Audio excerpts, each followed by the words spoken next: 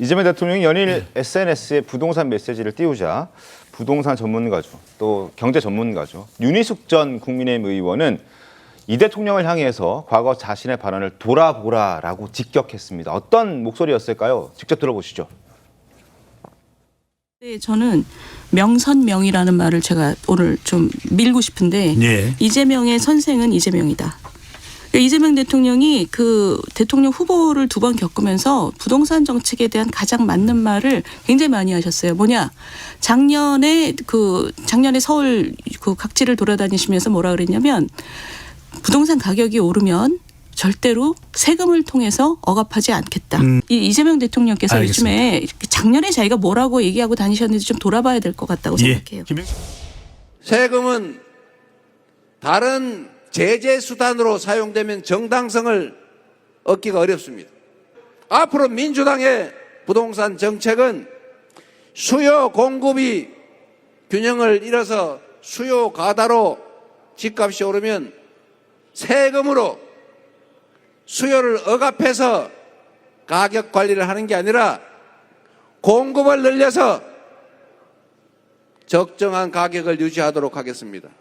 굳이 무리해서 누르면 누를수록 더 많이 오르는 이런 이상한 현상을 더 이상 유발하지 않도록 하겠습니다. 대통령 선거 유세 기간에 서울 반포 고속터미널에서 저희 얘기를 했었습니다. 그리고 윤희숙 전 의원은 이런 얘기도 덧붙였습니다.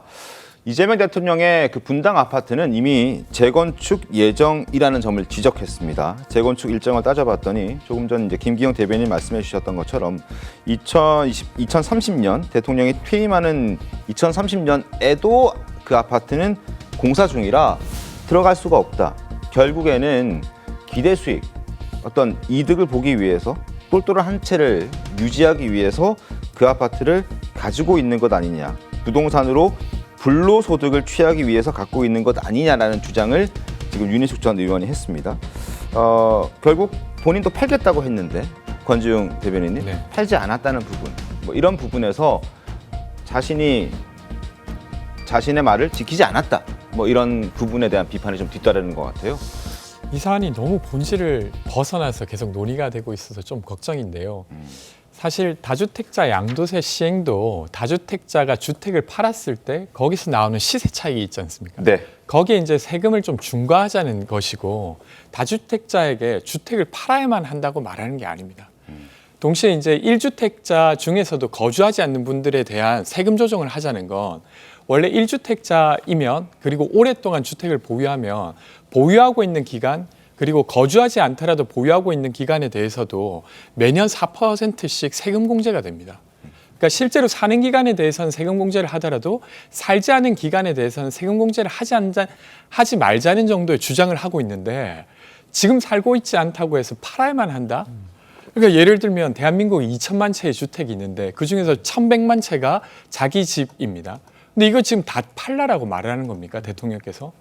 윤희숙 전 의원님은 그래도 경제학자인데 마치 지금 살고 있지 않은 집은 다 팔아야 된다라고 말하면 경제가 어떻게 되겠습니까? 그러니까 제가 지금 말씀드리는 거 지금 논의되고 있는 것에 대해서 국민의힘 입장을 이야기하셔야지 그냥 공직자가 주택을 안 가지고만 있으면 아무렇게나 정책을 해도 되는 건 아니지 않습니까? 그러니까 공직자가 집을 가지고 있다는 사실만을 꼬투리 잡아서 계속 이야기를 하시니까 장동혁 대표에게도 그렇게 돌려주게 된 겁니다. 알겠습니다. 그래서 사실은 이게 이야기의 본질이 아니라 지금 중과세라든지 아니면 1주택 거주하지 않는 분들에 대한 세금 특혜를 어떻게 조정할지에 대해서 의견을 주시면 그 논의를 하면 어떨까 싶습니다. 자, 야권에서는 이재명 대통령이 이렇게 연일 SNS를 통해서 부동산에 대한 메시지를 띄우는 이유가 지방선거 때문이라고 이야기하고 있습니다. 주진우 의원 목소리 한번 들어보시죠. 이재명이 지방선거 앞두고 왜 이렇게 부동산 관련해서 SNS를 많이 할까요? 이 집값이랑 월세가 지금 진짜 많이 올랐거든요. 그러니까 사실 남 탓을 하려고 잔머리를 쓰고 있는 겁니다. 실제 SNS 내용을 보면 굉장히 극단적이에요. 그러니까 마치 국민인 다주택자나 임대사업자에 대해서 굉장히 공격적으로 얘기를 합니다. 그 사람들 때문에 집값이 오른 것처럼.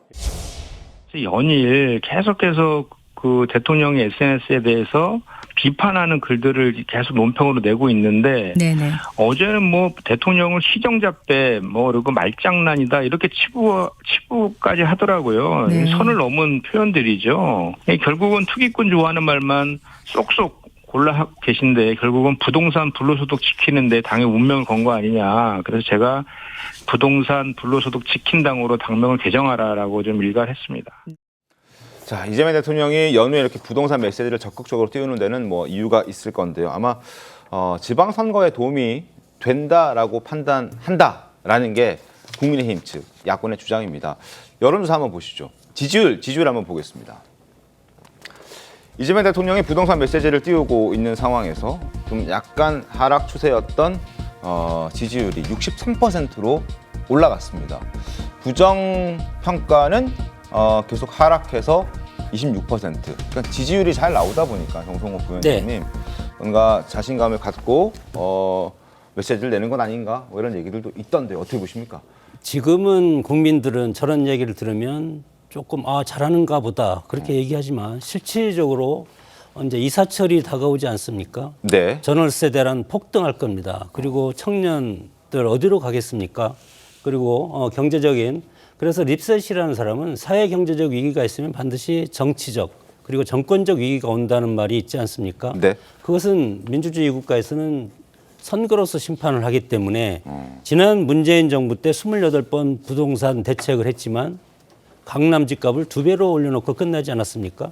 문재인 대통령도 방송에 나와서 부동산은 실패했다. 그렇게 인정을 했고 좀 전에 이재명 대선 후보가 유세 때 자유시장주의자처럼 얘기를 했고 네. 그리고 최근에는 6.27 대출 규제, 8.14 대책, 9.7 공급 대책, 10.11호 규제 대책 쭉 6번의 부동산 대책을 하면서 완전히 통제식 부동산 정책을 취해서 밑바닥에 어떤 애덤 스미스가 얘기하는 자유시장의 어떤 물 흐르듯이 하는 그런 것은 묶어놓고 그리고 위에서만 저렇게 얘기한다는 것은 결국은 지금 상황이 상당히 어렵다. 그런 것을 지금 직시하고 있고 이렇게 되면은 3월, 4월에 가서 급격하게 부동산 문제라든가 서울의 집값 그리고 전국적인 경제 문제가 상당히 심각하기 때문에 지방선거에서 패배할 수도 있다. 어허. 그렇게 되면은 만약 이번 지방선거에서